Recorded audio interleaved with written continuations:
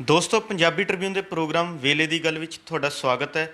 ਮੈਂ ਆਤਿਸ਼ ਗੁਪਤਾ ਤੁਹਾਡੇ ਸਾਹਮਣੇ ਹਾਜ਼ਰ ਹਾਂ ਤੇ ਅੱਜ ਅਸੀਂ ਗੱਲ ਕਰਾਂਗੇ ਸ਼੍ਰੋਮਣੀ ਅਕਾਲੀ ਦਲ ਅਤੇ ਭਾਜਪਾ ਦੀ ਸਾਂਝ ਟੁੱਟਣ ਬਾਰੇ, ਜਿਸ ਲਈ ਸਾਡੇ ਨਾਲ ਵਿਸ਼ੇਸ਼ ਤੌਰ ਤੇ ਹਾਜ਼ਰ ਨੇ ਪੰਜਾਬੀ ਟ੍ਰਿਬਿਊਨ ਦੇ ਸੀਨੀਅਰ ਪੱਤਰਕਾਰ ਸ਼੍ਰੀ ਚਰਨਜੀਤ ਸਿੰਘ ਭੁੱਲਰ। ਭੁੱਲਰ ਸਾਹਿਬ, ਤੁਹਾਡਾ ਬਹੁਤ ਬਹੁਤ ਸਵਾਗਤ ਹੈ। ਬੜੀ ਮਿਹਰਬਾਨੀ ਆਤਿਸ਼ ਜੀ ਤੁਹਾਡੀ।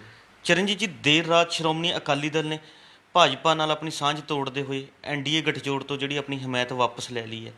ਇਸ ਦੇ ਨਾਲ ਭਾਜਪਾ ਸ਼੍ਰੋਮਣੀ ਅਕਾਲੀ ਦਲ ਨੂੰ ਲੱਗਦਾ ਹੈ ਵੀ ਉਸਨੇ ਆਪਣੀ ਪੰਜਾਬ ਦੇ ਵਿੱਚ ਜਿਹੜੀ ਹੈਗੀ ਜੜ੍ਹਾਂ ਹੋਰ ਮਜ਼ਬੂਤ ਕਰ ਲਈਆਂ ਨੇ ਅਤੇ ਉਹਦੀਆਂ ਜਿਹੜੀਆਂ ਜੜ੍ਹਾਂ ਹੋਰ ਮਜ਼ਬੂਤ ਹੋ ਜਾਣਗੀਆਂ।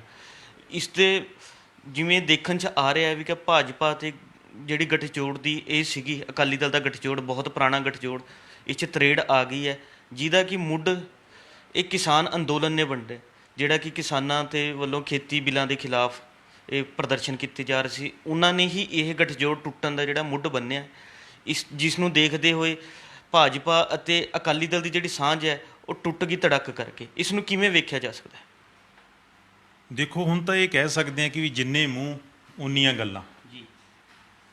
ਕੋਈ ਕਹਿੰਦਾ ਜੀ ਅੱਕ ਚੱਬਣਾ ਪਿਆ, ਕੋਈ ਕਹਿ ਰਿਹਾ ਕੋਈ ਹੋਰ ਰਾਹ ਨਹੀਂ ਸੀ ਬਚਿਆ, ਹੋਰ ਕੋਈ ਚਾਰਾ ਨਹੀਂ ਸੀ। ਤੁਸੀਂ ਵੀ ਕਹਿੰਦੇ ਹੋ ਕਿ ਟੁੱਟ ਗਈ ਧੜਕ ਕਰਕੇ। ਇਹ ਕਹਿ ਲਓ ਕਿ ਵੀ ਨੌਹਾਂ ਨਾਲੋਂ ਮਾਸ ਹੈ ਜਿਹੜਾ ਉਹ ਵੱਖ ਹੋ ਗਿਆ।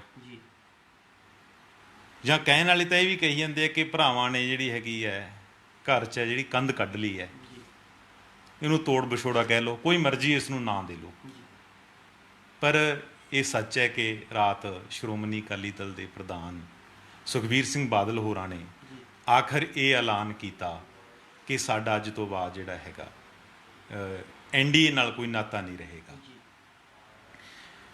ਤਾਂ ਮੈਂ ਆਤਿਸ਼ੇ ਨੂੰ ਦੋ ਤਿੰਨ ਐਂਗਲਾਂ ਤੋਂ ਦੇਖਣਾ ਚਾਹੁੰਦਾ। ਸਭ ਤੋਂ ਪਹਿਲਾਂ ਤਾਂ ਇਹ ਸੀ ਕਿ ਜਿਸ ਟਾਈਮ ਜੂਨ ਦੇ ਵਿੱਚ ਖੇਤੀ ਆਰਡੀਨੈਂਸਾਂ ਦਾ ਮੁੱਢ ਵੱਜਦਾ ਜਦੋਂ, ਤੇ ਉਹ ਬਿੱਲ ਪਾਰਲੀਮੈਂਟ ਦੇ ਵਿੱਚ ਆਉਣ ਤੱਕ ਸ਼੍ਰੋਮਣੀ ਅਕਾਲੀ ਦਲ ਕੀ ਕਰਦਾ ਹੈਗਾ, ਇਹ ਕਹਿ ਲਓ ਕਿ 13 ਸਤੰਬਰ ਤੱਕ ਸ਼੍ਰੋਮਣੀ ਅਕਾਲੀ ਦਲ ਨੇ ਆਪਣੀ ਪੂਰੀ ਬਾਹ ਲਾਈ। ਉਹਨਾਂ ਬਿੱਲਾਂ ਨੂੰ ਡਿਫੈਂਡ ਕੀਤਾ। ਹਰਸਿਮਰਤ ਕੌਰ ਬਾਦਲ ਨੇ ਵੀ ਡਿਫੈਂਡ ਕੀਤਾ ਕਿ ਇਹ ਬਿੱਲ ਬਹੁਤ ਚੰਗੇ ਨੇ। ਸੁਖਬੀਰ ਸਿੰਘ ਬਾਦਲ ਹੋਰਾਂ ਨੇ ਵੀ ਕਿਹਾ ਕਿ ਇਹ ਬਿੱਲ ਹੈ ਜਿਹੜੇ ਉਹ ਕਿਸਾਨਾਂ ਦੇ ਪੱਖ 'ਚ ਨੇ।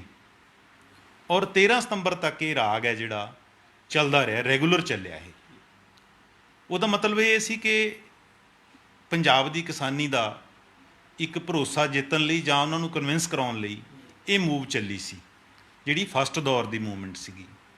ਤਾਂ ਜਦੋਂ ਲੱਗਿਆ ਕਿ ਵੀ ਗੱਲ ਬਣ ਨਹੀਂ ਰਹੀ, ਕਿਸਾਨ ਕਨਵਿੰਸ ਨਹੀਂ ਹੋ ਰਹੇ, ਤੇ ਆਉਂਦੇ ਦਿਨਾਂ 'ਚ ਇਹ ਮਾਮਲਾ ਜਿਹੜਾ ਹੋਰ ਵਿਗੜ ਸਕਦਾ ਜਾਂ ਇਹ ਮਹਿੰਗਾ ਪੈ ਸਕਦਾ ਹੈ ਸ਼੍ਰੋਮਣੀ ਅਕਾਲੀ ਦਲ ਨੂੰ, ਤਾਂ ਸੈਕਿੰਡ ਪੜਾਅ ਦੇ ਵਿੱਚ ਜਦੋਂ ਇਹ ਬਿੱਲ ਪੇਸ਼ ਹੁੰਦੇ ਨੇ ਤਾਂ ਉਹਦੇ ਵਿੱਚ ਹਰਸਿਮਰਤ ਕੌਰ ਬਾਦਲ ਦੇ ਅਸਤੀਫੇ ਦਾ ਐਲਾਨ ਹੁੰਦਾ ਹੈ।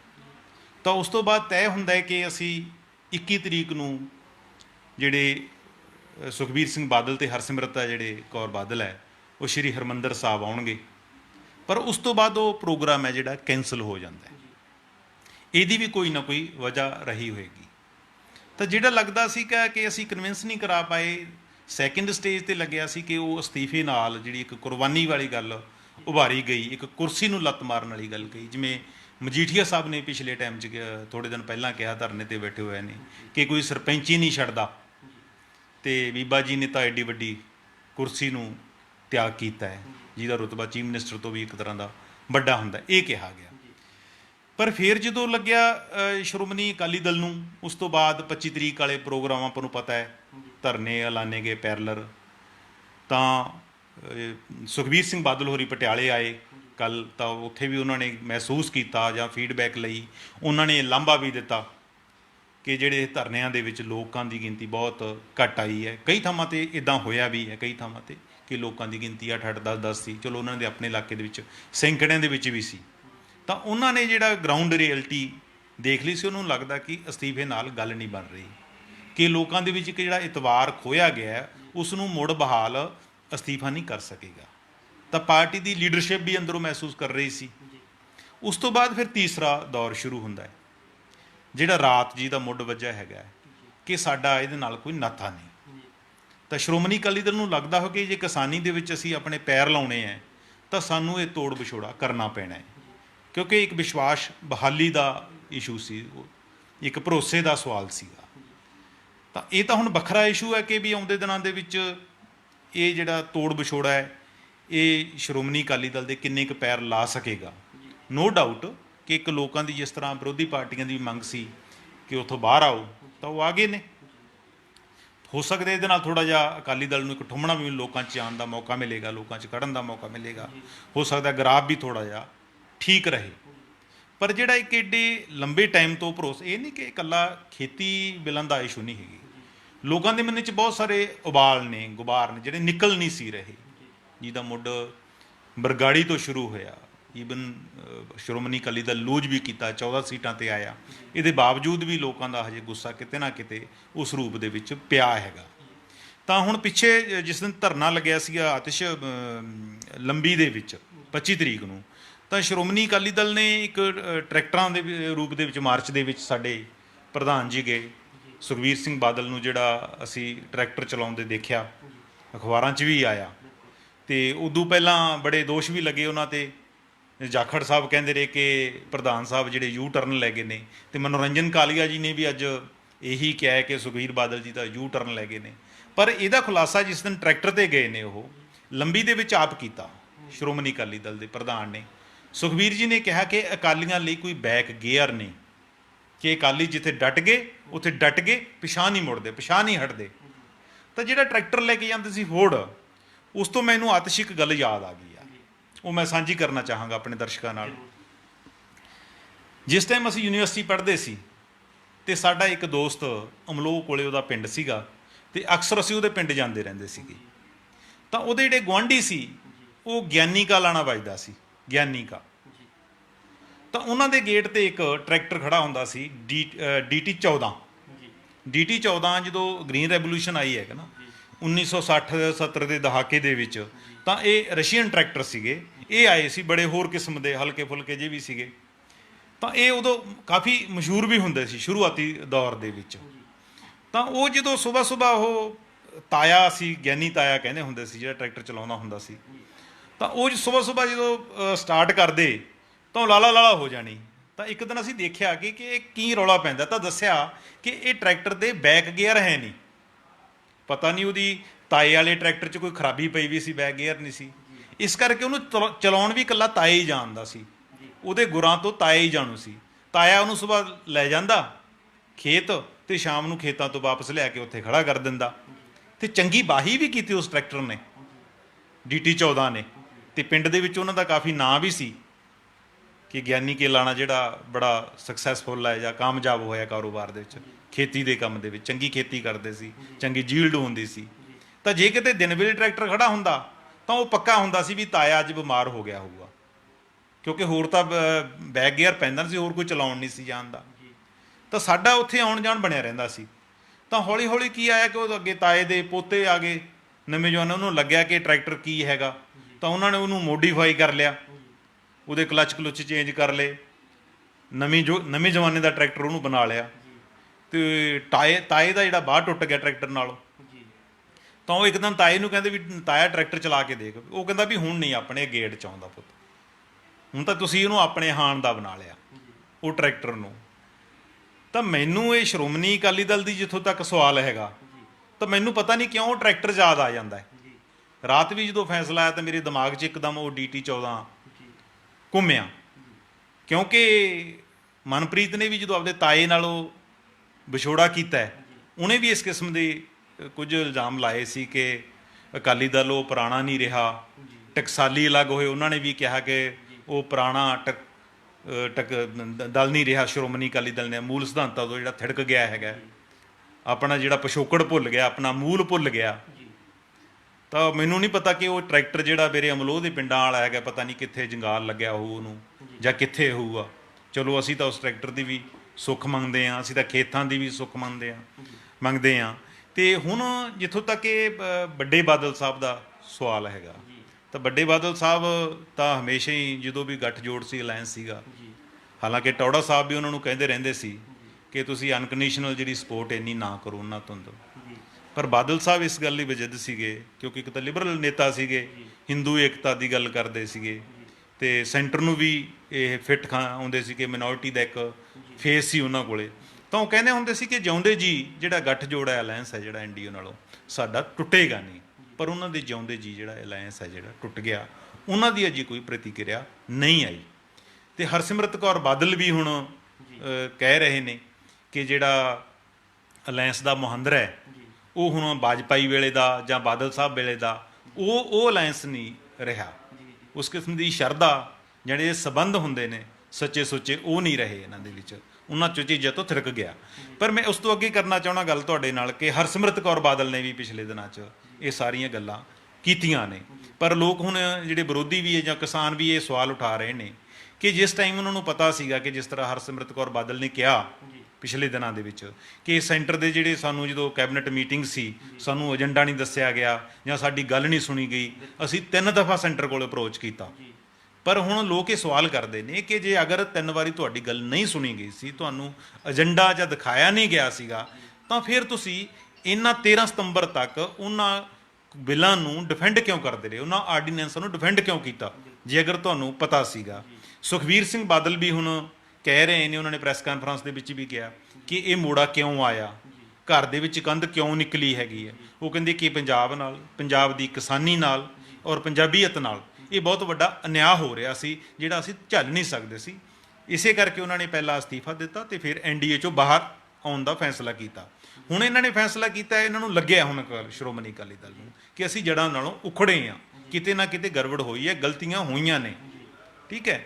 ਅਸੀਂ ਜਿੱਦੀ ਬੱਚੇ ਬਣ ਕੇ ਨਹੀਂ ਰਹਿ ਸਕਦੇ ਤੇ ਪੰਜਾਬ ਦੇ ਲੋਕ ਹੁਣ ਸਵੀਕਾਰ ਵੀ ਨਹੀਂ ਕਹਿੰਦੇ ਕਿ ਗਲਤੀ ਨੂੰ ਮੰਨ ਲੈਣਾ ਠੀਕ ਹੈ, ਜਿੱਦ ਕਰਨਾ ਇੱਕ ਮੂਰਖਾਨਾ ਜਿਹੜੀ ਕਾਰਵਾਈ ਸਮਝਿਆ ਜਾਂਦਾ ਹੈਗਾ। ਤਾਂ ਉਹਨਾਂ ਨੇ ਹੁਣ 1 ਤਰੀਕ ਨੂੰ ਪ੍ਰੋਗਰਾਮ ਉਲੀਕੇ ਨੇ। ਉਹ ਕਹਿੰਦੇ ਕਿ ਅਸੀਂ ਸਾਰੇ ਤਖਤਾਂ ਤੋਂ ਇੱਕ ਮਾਰਚ, ਰੋਸ ਮਾਰਚ ਕਰਾਂਗੇ, ਉਸ ਤੋਂ ਬਾਅਦ ਅਸੀਂ ਗਵਰਨਰ ਨੂੰ ਜਿਹੜਾ ਹੈਗਾ ਮੰਗ ਪੱਤਰ ਦੇਣਾ ਹੈ। ਹੁਣ ਇਹਦੇ ਵਿੱਚ ਵੀ ਆਪਣਾ ਆਤਿਸ਼ੇ ਝਲਕ ਪੈਂਦੀ ਹੈਗੀ ਹੈ ਕਿ ਪੰਥਾਂ ਤੋਂ ਸ਼ੁਰੂ ਕਰਨਾ, ਤਖਤਾਂ ਤੋਂ, ਸੌਰੀ ਗੁਸਤਾਖੀ ਮਾਫ, ਤਖਤਾਂ ਤੋਂ ਹੀ ਸ਼ੁਰੂ ਕਰ ਰਹੇ ਨੇ। ਉਸੇ ਦਿਨ ਹੀ ਫਿਰ ਕਿਸਾਨਾਂ ਦੇ ਜਿਹੜੇ ਧਰਨੇ ਲੱਗੇ ਹੋਣਗੇ ਜਾਂ ਰੇਲ ਮਾਰਗ ਰੋਕੇ ਹੋਣਗੇ, ਇਹ ਨਹੀਂ ਪਤਾ ਕਿ ਮੁਹਾਲੀ ਤੱਕ ਪਹੁੰਚ ਸਕਣਗੇ ਜਾਂ ਨਹੀਂ ਪਹੁੰਚ ਸਕਣਗੇ। ਤਾਂ ਹੁਣ ਇੱਕ ਟੱਚ ਦਿੱਤਾ ਜਾ ਰਿਹਾ ਜਿਹਦੇ ਵਿੱਚ ਕਿਸਾਨੀ ਵੀ ਕਵਰ ਕੀਤੀ ਜਾ ਰਹੀ ਹੈ ਔਰ ਨਾਲ ਨਾਲ ਜਿਹੜੇ ਹੈਗੇ ਨੇ ਇੱਕ ਜਿਹੜਾ ਪੰਥਿਕ ਏਜੰਡਾ ਹੈ ਉਸ ਨੂੰ ਵੀ ਮੁੜ ਕੇ ਉਭਾਰਿਆ ਜਾ ਰਿਹਾ ਹੈ। ਚਰਨਜੀਤ ਜੀ, ਭਾਰਤੀ ਜਨਤਾ ਪਾਰਟੀ ਅਤੇ ਸ਼੍ਰੋਮਣੀ ਅਕਾਲੀ ਦਲ ਦੀ ਸਾਂਝਦਾਰੀ ਨੂੰ ਲੈ ਕੇ ਵੱਖ-ਵੱਖ ਲੋਕਾਂ ਵੱਲੋਂ ਆਪਣੇ ਆਪਣੇ ਵਿਚਾਰ ਸਾਂਝੇ ਕੀਤੇ ਜਾ ਰਹੇ ਨੇ। ਕੋਈ ਕਹਿ ਰਿਹਾ ਵੀ ਕਿ ਇਹ 22 ਸਾਲ ਪੁਰਾਣਾ ਗਠਜੋੜ ਹੈ, ਕੋਈ ਕਹਿੰਦਾ 24 ਸਾਲ ਪੁਰਾਣਾ ਗਠਜੋੜ ਹੈ। ਅਸੀਂ ਜਾਣਨਾ ਚਾਹਾਂਗੇ ਵੀ ਕਿ ਭਾਰਤੀ ਜਨਤਾ ਪਾਰਟੀ ਅਤੇ ਸ਼੍ਰੋਮਣੀ ਅਕਾਲੀ ਦਲ ਦਾ ਗਠਜੋੜ ਕਦੋਂ ਅਤੇ ਕਿੱਥੋਂ ਸ਼ੁਰੂ ਹੋਇਆ। ਅਸਲ ਜੇ ਤਾਂ ਰਸਮੀ ਤੌਰ ਤੇ ਦੇਖਣਾ ਹੈ ਫਿਰ ਤਾਂ ਇਹ ਜਿਹੜੀਆਂ 96 ਤੋਂ ਸ਼ੁਰੂ ਹੁੰਦਾ ਹੈਗਾ। ਜੇ ਗੈਰ ਰਸਮੀ ਤੌਰ ਤੇ ਦੇਖੀਏ ਤਾਂ ਜਿਸ ਟਾਈਮ ਪੰਜਾਬੀ ਸੂਬਾ ਬਣ ਗਿਆ ਸੀਗਾ ਆਤਿਸ਼, ਤਾਂ 1967 ਦੇ ਵਿੱਚ ਜਿਹੜੀ ਪਹਿਲੀ ਪੰਜਾਬੀ ਸੂਬੇ ਮਗਰੋਂ ਜਿਹੜੀ ਸਰਕਾਰ ਬਣੀ ਸੀ ਉਹ ਯੂਨਾਈਟਿਡ ਫਰੰਟ ਦੀ ਸਰਕਾਰ ਬਣੀ ਸੀ। ਉਸ ਟਾਈਮ ਕੋਈ ਪ੍ਰੀ ਪੋਲ ਜਿਹੜਾ ਅਲਾਇੰਸ ਨਹੀਂ ਸੀ ਹੋਇਆ, ਕੋਈ ਗੱਠਜੋੜ ਪਹਿਲਾਂ ਨਹੀਂ ਸੀ ਹੋਇਆ ਚੋਣਾਂ ਤੋਂ। ਜਸਟਿਸ ਗੁਰਨਾਮ ਸਿੰਘ ਮੁੱਖ ਮੰਤਰੀ ਬਣੇ ਸੀ, ਉਸ ਟਾਈਮ ਜਨ ਸੰਘ ਹੁੰਦਾ ਸੀਗਾ ਤੇ ਜਨ ਸੰਘ ਦਾ ਜਿਹੜੇ ਉਦੋਂ 9 ਜਿਹੜੇ ਐਮਐਲਏ ਪੰਜਾਬ ਦੇ ਵਿੱਚ ਜਿੱਤੇ ਸੀ, ਉਦੋਂ ਟੋਟਲ ਸੀਟਾਂ ਜਿਹੜੀਆਂ ਪੰਜਾਬ ਦੀਆਂ 104 ਹੁੰਦੀਆਂ ਸੀ, ਹੁਣ ਤਾਂ 117 ਨੇ। ਤਾਂ ਉਸ ਟਾਈਮ ਬਲਰਾਮ ਜੀ ਦਾਸ ਟੰਡਨ ਹੁੰਦੇ ਸੀ ਇਹਨਾਂ ਨੇ ਜਨ ਸੰਘ ਦੇ, ਤੇ ਮਨੋਰੰਜਨ ਕਾਲੀਆ ਦੇ ਜਿਹੜੇ ਪਿਤਾ ਮਨਮੋਹਨ ਕਾਲੀਆ ਜੀ ਹੁੰਦੇ ਸੀ, ਤੇ ਇੱਕ ਬਲਦੇਵ ਪ੍ਰਕਾਸ਼ ਹੁੰਦੇ ਸੀ ਜਿਹੜੇ ਖਜ਼ਾਨਾ ਮੰਤਰੀ ਵੀ ਰਹੇ ਨੇ। ਤਾਂ ਉਹ ਪਹਿਲਾ ਇਹਨਾਂ ਦਾ ਅਲਾਇੰਸ ਸੀ ਜਨ ਸੰਘ ਨਾਲ, ਜਿਹੜਾ ਮਤਲਬ ਪੋਸਟ ਪੋਲ ਜਿਹੜਾ ਅਲਾਇੰਸ ਹੋਇਆ ਸੀ ਇਹਨਾਂ ਯੂਨਾਈਟਿਡ ਫਰੰਟ ਜਿਹੜਾ ਬਣਿਆ ਸੀਗਾ। ਪਰ ਉਸ ਟਾਈਮ ਫਿਰ ਲਛਮਣ ਸਿੰਘ ਗਿੱਲ ਆ ਜਿਹੜੇ ਉਹ ਆਪਣੇ 14 ਮੈਂਬਰ ਲੈ ਕੇ ਬਾਹਰ ਹੋ ਗਏ ਸੀ, ਬਾਅਦ 'ਚ ਉਹਨਾਂ ਨੂੰ ਕਾਂਗਰਸ ਨੇ ਸਪੋਰਟ ਕਰਤੀ ਸੀ ਤੇ ਅਲਟੀਮੇਟਲੀ ਉਹ ਜਦੋਂ ਸਪੋਰਟ ਵਾਪਸ ਹੋਈ ਤਾਂ ਸਰਕਾਰ ਟੁੱਟ ਗਈ ਸੀਗੀ। ਫਿਰ ਮਿਡ ਟਰਮ ਇਲੈਕਸ਼ਨ ਹੋਇਆ ਸੀ ਉਸ ਤੋਂ ਬਾਅਦ 1969 ਦੇ ਵਿੱਚ, ਤਾਂ ਉਦੋਂ ਵੀ ਇਹ ਸ਼੍ਰੋਮਣੀ ਅਕਾਲੀ ਦਲ ਨੇ ਇਹਨਾਂ ਨਾਲ ਇਕੱਠੀਆਂ ਜਿਹੜੀਆਂ ਚੋਣਾਂ ਲੜੀਆਂ ਸੀ ਤੇ ਉਸ ਟਾਈਮ ਜਨ ਸੰਘ ਨੂੰ ਜਿਹੜੀਆਂ 8 ਸੀਟਾਂ ਆਈਆਂ ਸੀ।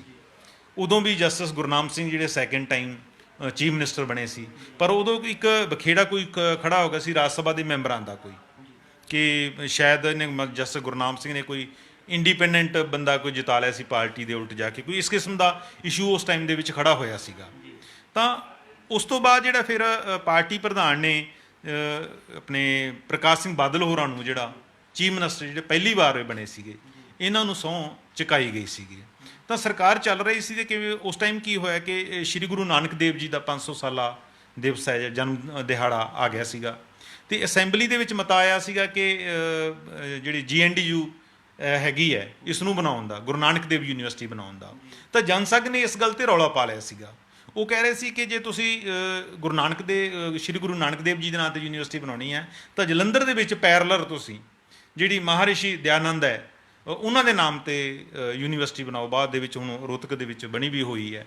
ਤਾਂ ਇਹ ਇੱਕ ਵੱਡਾ ਉਦੋਂ ਜਨਸੰਘ ਨਾਲ ਜਿਹੜਾ ਬਖੇੜਾ ਪਹਿਲੀ ਵਾਰ ਆਇਆ ਸੀ ਸਾਹਮਣੇ, ਜਿਹੜਾ ਵੈਸੇ ਭਾਸ਼ਾ ਦੇ ਇਸ਼ੂ ਤੋਂ ਪਹਿਲਾਂ ਹੀ ਪੰਜਾਬੀ ਸੂਬਾ ਬਣਨ ਤੋਂ ਪਹਿਲਾਂ ਸ਼ੁਰੂ ਹੋ ਗਿਆ ਸੀ, ਪਰ ਉਦੋਂ ਡਾਇਰੈਕਟਲੀ ਫਿਰ ਜਨਸੰਘ ਨੇ ਆਪਣੀ ਜਿਹੜੀ ਸਪੋਰਟ ਹੈ ਵਾਪਸ ਲੈ ਲਈ ਸੀ। ਫਿਰ ਕਾਂਗਰਸ ਦੀ ਸਪੋਰਟ ਨਾਲ ਵੀ ਸ਼ਾਇਦ ਕੁਛ ਟਾਈਮ ਬਾਦਲ ਦੀ ਜਿਹੜੀ ਵਜ਼ਾਰਤ ਚੱਲਦੀ ਰਹੀ ਹੈ, ਤੇ ਉਸ ਤੋਂ ਬਾਅਦ ਸਰਕਾਰ ਟੁੱਟ ਗਈ ਤੇ ਰਾਸ਼ਟਰਪਤੀ ਰਾਜ ਲਾਗੂ ਹੋ ਗਿਆ। ਫਿਰ 1972 ਦੇ ਵਿੱਚ ਗਿਆਨੀ ਜੈਲ ਸਿੰਘ ਦੀ ਜਦੋਂ ਹਕੂਮਤ ਬਣਦੀ ਹੈ ਉਹਦੇ ਵਿੱਚ ਕੁਛ ਨਹੀਂ ਹੁੰਦਾ। ਫਿਰ 1977 ਦੇ ਵਿੱਚ ਜਿਹੜਾ ਜਨਸੰਘ ਨਵੇਂ ਰੂਪ 'ਚ ਆਉਂਦਾ ਹੈ ਜਨਤਾ ਪਾਰਟੀ ਦੇ ਵਿੱਚ, ਉਦੋਂ ਫਿਰ ਇਹ ਚੋਣਾਂ ਫਿਰ ਇਕੱਠੀਆਂ ਲੜੀਆਂ ਜਾਂਦੀਆਂ ਨੇ ਤੇ ਉਹ ਜੋ 25 ਸੀਟਾਂ ਜਿਹੜੀਆਂ ਜਨਤਾ ਪਾਰਟੀ ਲੈ ਕੇ ਜਾਂਦੀ ਹੈ। ਫਿਰ 1980 ਤੱਕ ਜਿਹੜਾ ਇਹ ਚੱਲਦਾ ਹੈ। ਫਿਰ ਦਰਬਾਰਾ ਸਿੰਘ ਦੀ ਗਵਰਨਮੈਂਟ ਬਣਦੀ ਹੈ, ਉਸ ਤੋਂ ਬਾਅਦ ਬਰਨਾਲੇ ਦੀ ਗਵਰਨਮੈਂਟ ਬਣਦੀ ਹੈ, ਤੇ ਬਰਨਾਲੇ ਦੀ ਗਵਰਨਮੈਂਟ ਤੋਂ ਬਾਅਦ ਜਦੋਂ ਫਿਰ ਅੱਗੇ 92 ਦੇ ਵਿੱਚ ਫਿਰ ਇਹਨਾਂ ਨੇ ਇਲੈਕਸ਼ਨ ਨਹੀਂ ਲੜੇ ਸ਼੍ਰੋਮਣੀ ਅਕਾਲੀ ਦਲ ਨੇ, ਤੇ ਫਿਰ 1996 'ਚ ਜਦੋਂ ਲੋਕ ਸਭਾ ਇਲੈਕਸ਼ਨ ਆਉਂਦੀ ਹੈ ਤਾਂ ਉਦੋਂ ਸ਼੍ਰੋਮਣੀ ਅਕਾਲੀ ਦਲ ਬਸਪਾ ਨਾਲ ਮਿਲ ਕੇ ਇਲੈਕਸ਼ਨ ਲੜਦਾ ਹੈ। ਤਾਂ 97 ਦੇ ਵਿੱਚ ਅਸਲ ਜਿਹੜੀ ਇਹਨਾਂ ਦੀ ਸ਼ੁਰੂਆਤ ਹੁੰਦੀ ਹੈ ਕਿ ਉਦੋਂ ਐਨਡੀਏ ਇਹਨਾਂ ਦੀ ਸਾਂਝ ਪੈਂਦੀ ਹੈ, ਅਲਾਇੰਸ ਹੁੰਦਾ ਹੈ। ਪ੍ਰਕਾਸ਼ ਸਿੰਘ ਬਾਦਲ ਪੰਜਾਬ ਦੇ ਮੁੱਖ ਮੰਤਰੀ ਬਣਦੇ ਨੇ, ਇਕੱਠੇ ਚੋਣ ਲੜਦੇ ਨੇ, ਉਦੋਂ ਸਾਂਝੀ ਚੋਣ ਲੜੀ ਜਾਂਦੀ ਹੈ। ਮੇਰੇ ਯਾਦ ਹੈ ਕਿ ਉਸ ਟਾਈਮ ਮੈਂ ਆਪਣੀ ਪੱਤਰਕਾਰਤਾ ਦੀ ਸ਼ੁਰੂਆਤ ਕੀਤੀ ਸੀਗੀ, ਤਾਂ ਇਹਨਾਂ ਦਾ ਜਿਹੜਾ ਚੋਣ ਮੈਨੀਫੈਸਟੋ ਬਣਿਆ ਸੀਗਾ ਤੇ ਉਹਦਾ ਜਿਹੜਾ ਮੇਨ ਕਵਰ ਸੀ ਆਤਿਸ਼, ਉਹਦੇ ਵਿੱਚ ਉੱਪਰ ਇੱਕ ਬਹੁਤ ਵੱਡੀ ਫੋਟੋ ਲੱਗੀ ਹੋਈ ਸੀਗੀ। ਉਹਦੇ ਵਿੱਚ ਵਾਜਪਾਈ ਤੇ ਬਾਦਲ ਆ ਜਿਹੜੇ ਉਹ ਦੋਨੇ ਜੱਫੀ ਪਾਈ ਖੜੇ ਨੇ ਬੜੇ ਖੁਸ਼ਨੁਮਾ ਮੂਡ ਦੇ ਵਿੱਚ। ਤੇ ਉਸ ਤੋਂ ਬਾਅਦ ਇਹਨਾਂ ਦੀ ਸਰਕਾਰ ਬਣਦੀ ਹੈਗੀ ਹੈ। ਸਰਕਾਰ ਦੇ ਵਿੱਚ ਫਿਰ ਇਹ ਮੁੜ ਕੇ ਜਦੋਂ ਵਾਜਪਾਈ ਸਾਹਿਬ ਪਾਕਿਸਤਾਨ ਜਾਂਦੇ ਆ ਦੋਸਤੀ ਦਾ ਹੱਥ ਵਧਾਉਣ, ਤਾਂ ਉਸ ਟਾਈਮ ਪ੍ਰਕਾਸ਼ ਸਿੰਘ ਬਾਦਲ ਵੀ ਉਹਨਾਂ ਨਾਲ ਜਾਂਦੇ ਨੇ। ਉਦੋਂ ਮਸ਼ਹੂਰ ਹੋਏ ਦੁੱਬੇ, ਪਤਾ ਦੁੱਬੇ ਲਿਆਂਦੇ ਸੀ ਕੋਈ, ਇਹ ਦੁੱਬੇ ਕੋਈ ਇਹੋ ਜਿਹੀ ਚੀਜ਼ ਸੀ ਕਿ ਉਹ ਬੜੇ ਮਸ਼ਹੂਰ ਹੋਏ ਸੀਗੇ। ਤੇ ਉਸ ਤੋਂ ਟਾਈਮ ਇਹਨਾਂ ਦਾ ਚੱਲਦਾ ਰਿਹਾ ਕਾਫੀ। ਇਸ ਕਿਸਮ ਦਾ ਇਹਨਾਂ ਦਾ ਜਿਹੜਾ ਇਤਿਹਾਸ ਦੇ ਵਿੱਚ ਥੋੜ੍ਹਾ ਥੋੜ੍ਹਾ ਖਟਾ ਹੈ ਜਿਹੜਾ ਪਹਿਲਾਂ ਨਹੀਂ ਸੀ ਜਿੰਨਾ ਹੁਣ ਆ ਗਿਆ। ਪਿਛਲੀ ਜਦੋਂ ਸਰਕਾਰ ਸੀ 2007 ਦੇ ਵਿੱਚ ਬਣੀ 17 ਤੱਕ, ਉਦੋਂ ਵੀ ਬਹੁਤ ਸਾਰੇ ਇਸ਼ੂ ਉੱਠੇ ਸੀਗੇ। ਇੱਕ ਚਰਨਜੀਤ ਜੀ ਹੁਣ ਵੱਡਾ ਸਵਾਲ ਇਹ ਵੀ ਆ ਰਿਹਾ ਵੀ ਕਿ ਭਾਜਪਾ ਤੇ ਸ਼੍ਰੋਮਣੀ ਅਕਾਲੀ ਦਲ ਦੀ ਸਾਂਝ ਟੁੱਟਣ ਦਾ ਕਿਸ ਨੂੰ ਲਾਭ ਮਿਲਦਾ ਹੈ ਤਾਂ ਸਮਾਂ ਹੀ ਦੱਸੇਗਾ। ਅਸੀਂ ਜਾਣਨਾ ਚਾਹਾਂਗੇ ਕਿ ਕਦੇ ਪਹਿਲਾਂ ਵੀ ਇਸ ਤਰ੍ਹਾਂ ਦੀ ਜਿਹੜੀ ਹੈਗੀ ਹੈ ਦਰਾੜ ਰਾਜਨੀਤਿਕ ਪਾਰਟੀਆਂ 'ਚ ਦੇਖਣ ਨੂੰ ਮਿਲੀ ਹੈ। ਇਹਦੇ ਨਾਲ ਹੀ ਇਹ ਵੀ ਅਸੀਂ ਜਾਣਨਾ ਚਾਹਾਂਗੇ ਸ਼੍ਰੋਮਣੀ ਅਕਾਲੀ ਦਲ ਅੱਜ ਮੁੜ ਲੋਕਾਂ ਦੇ ਵਿੱਚ ਆਪਣਾ ਵਿਸ਼ਵਾਸ ਜਿਹੜਾ ਹੈਗਾ ਉਹ ਬਣਾ ਸਕੇਗਾ, ਇਹਦਾ ਅਗਲਾ ਭਵਿੱਖ ਕੀ ਹੋਵੇਗਾ? ਦੇਖੋ, ਪਹਿਲੀ ਗੱਲ ਤਾਂ ਇਹ ਹੈ ਕਿ ਦੇਖਣਾ ਪਏਗਾ ਕਿ ਸਾਨੂੰ ਇਹ ਐਨਡੀਏ 'ਚੋਂ ਬਾਹਰ ਆਏ ਨੇ, ਇਹਦੇ ਨਾਲ ਐਨਡੀਏ ਨੂੰ ਕੀ ਨੁਕਸਾਨ ਹੋਏਗਾ। ਅੱਜ ਦੀ ਘੜੀ ਸਿਆਸੀ ਤੌਰ ਤੇ ਐਨਡੀਏ ਨੂੰ ਬਿਲਕੁਲ ਸੁਰਖਰੂ ਆ, ਉਹਨਾਂ ਨੂੰ ਪੋਲੀਟੀਕਲੀ ਕੋਈ ਵੀ ਨੁਕਸਾਨ ਹੋਣ ਵਾਲਾ ਨਹੀਂ। 303 ਸੀਟਾਂ 56% ਐਮਪੀ ਹੈ ਜਿਹੜੀ ਉਹ ਭਾਜਪਾ ਕੋਲੇ ਮੈਸਰ ਮੈਜੋਰਟੀ ਹੈਗੀ ਹੈ, ਕਿਸੇ ਕਿਸਮ ਦਾ ਉਹਨਾਂ ਨੂੰ ਖਤਰਾ ਨਹੀਂ। ਈਵਨ ਉਹਨਾਂ ਦੇ ਜਿਹੜੇ ਪੰਜਾਬ ਵਾਲੇ ਹੈਗੇ ਨੇ ਉਹ ਤਾਂ ਪਹਿਲਾਂ ਹੀ ਬਹੁਤ ਖੁਸ਼ ਨੇ, ਹੁਣ ਵੀ ਇੱਕ ਦੂਜੇ ਨੂੰ, ਕਿਉਂਕਿ ਉਹਨਾਂ ਨੂੰ ਲੱਗਦਾ ਕਿ ਅਸੀਂ ਆਪਣੀ ਪਾਰਟੀ ਦਾ ਮਾਸ ਬੇਸ ਮਜ਼ਬੂਤ ਕਰਨਾ ਹੈ। ਹਾਲਾਂਕਿ ਪੰਜਾਬ ਵਿੱਚ ਜਿਸ ਤਰ੍ਹਾਂ ਦੇ ਹਾਲਾਤ ਬਣੇ ਹੋਏ ਆ, ਜਿਸ ਤਰ੍ਹਾਂ ਦੀ ਕਿਸਾਨੀ ਤੇ ਇੱਕ ਬਹੁਤ ਵੱਡੀ ਸੱਟ ਲਾਈ ਗਈ ਹੈ ਖੇਤੀ ਬਿੱਲਾਂ ਨੂੰ ਲੈ ਕੇ, ਉਹਦੇ ਨਾਲ ਪੰਜਾਬ ਭਾਜਪਾ ਜਿਹੜੀ ਭਾਜਪਾ ਪਾਰਟੀ ਪੰਜਾਬ ਦੇ ਵਿੱਚ ਉਹ ਇੱਕ ਨਕਸ਼ੇ ਤੋਂ ਅਲੋਪ ਹੋ ਗਈ ਹੈ। ਤਾਂ ਇੱਕ ਬਹੁਤ ਵੱਡੀ ਸੱਟ ਹੈ ਜਿਸ ਨੂੰ ਭਰਨਾ ਬਹੁਤ ਮੁਸ਼ਕਿਲ ਹੈ। ਕੋਈ ਨਾ ਕੋਈ ਫੈਸਲਾ ਲੈਣਾ ਪਏਗਾ ਕਿਸਾਨਾਂ ਦੇ ਪੱਖ। ਤਾਈਓ ਅਸੀਂ ਦੇਖਿਆ ਕਿ ਅੱਜ ਦੇ ਅਖਬਾਰਾਂ ਦੇ ਵਿੱਚ ਵੀ ਆਇਆ ਹੈਗਾ ਕਿ ਉਹਨਾਂ ਨੇ ਖਰੀਦ ਹੈ ਜਿਹੜੀ 4 ਦਿਨ ਪਹਿਲਾਂ ਉਹਦੀ ਸ਼ੁਰੂਆਤ ਕਰਤੀ। ਹੋ ਸਕਦਾ ਆਉਣ ਵਾਲੇ ਦਿਨਾਂ ਦੇ ਵਿੱਚ ਜਿਹੜੀ ਐਮਐਸਪੀ ਤੋਂ ਜ਼ਿਆਦਾ ਵੀ ਕਿਸਾਨਾਂ ਨੂੰ ਭਾਅ ਮਿਲੇ। ਉਹਨਾਂ ਨੇ ਆਪਣੀ ਪਾਰਟੀਆਂ ਦੀ ਵੀ ਡਿਊਟੀਆਂ ਲਾ ਦਿੱਤੀਆਂ। ਜਿੱਥੋਂ ਤੱਕ ਆਪਣੇ ਸ਼੍ਰੋਮਣੀ ਅਕਾਲੀ ਦਲ ਦਾ ਸਵਾਲ ਹੈ, ਹੁਣ ਇਹ ਇੱਕ ਨਵੇਂ ਫੈਸਲੇ ਤੋਂ ਬਾਅਦ ਇਹ ਲੋਕਾਂ 'ਚ ਜਾਣਗੇ, ਕਿਉਂਕਿ ਇਹਨਾਂ ਦਾ ਵੱਡਾ ਜਿਹੜਾ ਪ੍ਰੋਗਰਾਮ ਦਿੱਤਾ ਹੋਇਆ ਪਾਰਟੀ ਦਾ ਉਹ 1 ਤਰੀਕ ਦਾ। ਹੁਣ 1 ਤਰੀਕ ਨੂੰ ਇਹਨਾਂ ਨੂੰ ਕਿੰਨਾ ਕੁ ਹੁੰਗਾਰਾ ਮਿਲਦਾ, ਉਸ ਤੋਂ ਅਸੀਂ ਥੋੜ੍ਹਾ ਜਿਹਾ ਲੋਕਾਂ ਦਾ ਰੋਹ ਵੀ ਮਾਪ ਸਕਾਂਗੇ। ਉਹ ਇੱਕ ਸਾਡੇ ਕੋਲ ਪੈਮਾਨਾ ਹੈਗਾ ਕਿ ਲੋਕਾਂ ਦਾ ਇਹ ਵਿਸ਼ਵਾਸ ਜਾਂ ਇਤਬਾਰ ਜਿੱਤਣ 'ਚ ਕਿੰਨਾ ਕੁ ਕਾਮਯਾਬ ਹੋਏ ਨੇ, ਕਿੰਨਾ ਕੁ ਇਹਨਾਂ ਨੇ ਭਰੋਸਾ ਖੱਟਿਆ ਹੈਗਾ। ਇਹ ਗੱਲ ਵੀ ਸਾਨੂੰ ਦੇਖਣੀ ਪਊ, ਕਿਉਂਕਿ ਪਿੱਛੇ ਤਾਂ ਨਹੀਂ ਤਾਂ ਸ਼ੁਰੂ ਦੇ ਵਿੱਚ ਪੰਜਾਬ ਭਾਜਪਾ ਵਾਲੇ ਤਾਂ ਇਸ ਕਰਕੇ ਇਹ ਖੁਸ਼ ਨੇ ਕਿ ਪਿਛਲੀ ਟਰਮ ਦੇ ਵਿੱਚ ਉਹ ਅੰਦਰੋਂ ਅੰਦਰੀ ਥੋੜ੍ਹੀ ਘੁਟਨ ਵੀ ਮਹਿਸੂਸ ਕਰਦੇ ਰਹੇ ਨੇ, ਕਿਉਂਕਿ ਇੱਕ ਤਾਂ ਉਹਨਾਂ ਨੂੰ ਹਮੇਸ਼ਾ ਇਹ ਮਲਾਲ ਰਿਹਾ ਹੈ ਕਿ ਸਾਨੂੰ 23 ਸੀਟਾਂ ਮਿਲਦੀਆਂ ਸੀ। ਆਤਿਸ਼ ਸ਼ੁਰੂ ਤੋਂ ਇੱਕ ਪੈਟ ਫਾਰਮੂਲਾ ਬਣ ਗਿਆ ਸੀ 97 ਤੋਂ ਕਿ ਇਹਨਾਂ ਨੂੰ 23 ਸੀਟਾਂ ਦਿੰਦੇ ਸੀ, ਉਹ 94 ਤੇ ਲੜਦੇ ਸੀ। ਉਹ ਰੌਲਾ ਪਾਉਂਦੇ ਸੀ ਹਰ ਚੋਣ ਵੇਲੇ, ਆਖਰ ਸਮਝਾ ਦਿੱਤਾ ਜਾਂਦਾ ਸੀਗਾ, ਕਿਉਂਕਿ ਸੁਖਬੀਰ ਸਿੰਘ ਬਾਦਲ ਜਿਹੜੇ ਉਹ ਤੇ ਜ਼ਿਆਦਾ ਨਾਰਾਜ਼ ਸੀ। ਉਹ ਵੱਡੇ ਬਾਦਲ ਵਿੱਚ ਪੈ ਜਾਂਦੇ ਸੀ ਤੇ ਉਦੋਂ ਮੋੜਾ ਪੈ ਜਾਂਦਾ ਸੀਗਾ ਕਿ ਚਲੋ ਠੀਕ ਹੈ ਕਾਕਾ ਜੀ, ਇੱਦਾਂ ਨਾ ਕਰਿਆ ਕਰੋ ਤੁਸੀਂ, ਹੈ ਨਾ, ਗੱਲ ਟਿਕਿਆ ਦਿੰਦੇ ਸੀ ਕਿਉਂਕਿ ਉਹਨਾਂ ਕੋਲੇ ਗੁਰ ਸੀ। ਇੱਕ ਪੁਰਾਣੇ ਜਿਵੇਂ ਬਾਦਲ ਸਾਹਿਬ ਆਪ ਹੀ ਕਹਿੰਦੇ ਹੈ ਕਿ ਜਿਹੜੀ ਬੱਸ ਦੇ ਸਟੀਅਰਿੰਗ 'ਤੇ ਜਾਂ ਟਰੈਕਟਰ ਦੇ ਸਟੀਅਰਿੰਗ ਤੇ ਇੱਕ ਚੰਗਾ ਬੰਦਾ ਬੈਠੇਗਾ ਨਾ, ਚੰਗਾ ਮਜ਼ਬੂਤ ਡਰਾਈਵਰ ਬੈਠੇਗਾ ਜਿਹਨੂੰ ਗੁਰਾਉਂਦੇ ਹੋਣ, ਜਿਵੇਂ ਰਾਹੁਲ ਗਾਂਧੀ ਬਾਰੇ ਕਹਿੰਦੇ ਹੁੰਦੇ ਨੇ ਕਿ ਦੇਸ਼ ਨੂੰ ਇਹੋ ਜਿਹੇ ਡਰਾਈਵਰ ਦੇ ਹੱਥਾਂ 'ਚ ਨਹੀਂ ਦੇ ਦਿਓ, ਤਾਂ ਉਹ ਆਪ ਚੰਗੇ ਡਰਾਈਵਰ ਨੇ।